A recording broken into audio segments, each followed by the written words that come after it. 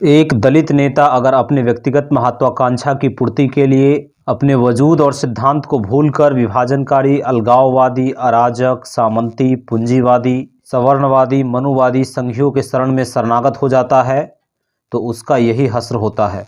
रामविलास पासवान जी एक कद्दावर दलित नेता थे, लेकिन अपने जमीन को बिसराकर राजनीतिक जोर घटाव करके आरएसएस के वैचारिक संतान बीजेपी के हाथों की कठपुतली बन गए। अंततः अपने हश्र को प्राप्त हुए।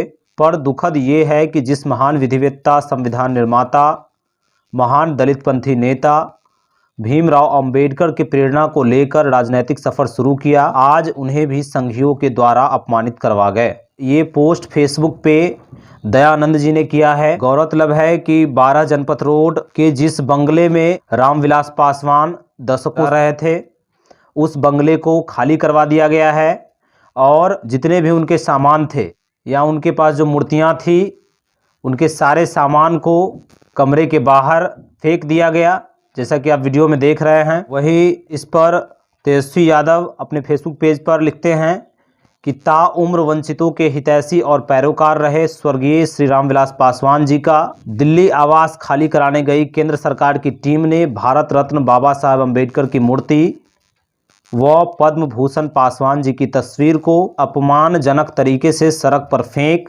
संविधान व दलित वर्ग का अपमान करने का कुकृत्य किया है। वहीं वरिष्ठ पत्रकार दिलीप सिंह मंडल इस पर लिखते हैं, निधन से कुछ महीने पहले रामविलास पासवान जी ने बाबा साहब की सफ़ेद संगमरमर की बनी सुंदर मूर्ति मुझे दी थी। उनके पास शानदार कलेक्शन था। केंद्रीय सामाजिक कल्याण मंत्री रहते हुए इसी निवास से उन्होंने मंडल कमीशन लागू कराया था। बाबा साहब के जन्मदिन की छुट्टी की घोषणा इसी घर से हुई थी।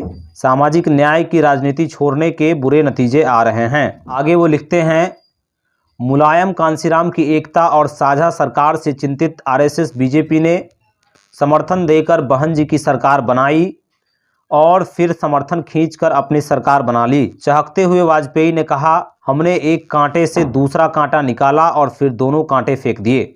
एलजेपी को जेडीयू से लड़ाकर नीतीश कुमार का कद छोटा किया जा चुका है। एलजेपी को फेंका जा चुका है। क्या नीतीश कुमार किसी भी समय फेंक दिए जाएंगे? इस मुद्दे पर लगभग अगर सोशल मीडिया पर आप प्रतिक्रिया देखते हैं तो अधिकांश लोगों ने यही लिखा है कि सामाजिक न्याय की राजनीति छोड़ने एवं भाजपा की शरण में जाने की वजह से रामविलास पासवान जी का यह हश्र हो रहा है। अधिकांश लोग उनके पुराने दिनों को याद करते हुए लिखते हैं, कहते हैं कि रामविलास पासवान शोषितों और वंचितों के लिए लड़ने वाले योद्धा थे, सामाजिक न्याय के योद्धा थे, परंतु अंत के दिनों में उन्होंने सामाजिक न्याय की लड़ाई को छोड़कर बीजेपी और आरएसएस की विचारधारा के शरण में वो चले गए।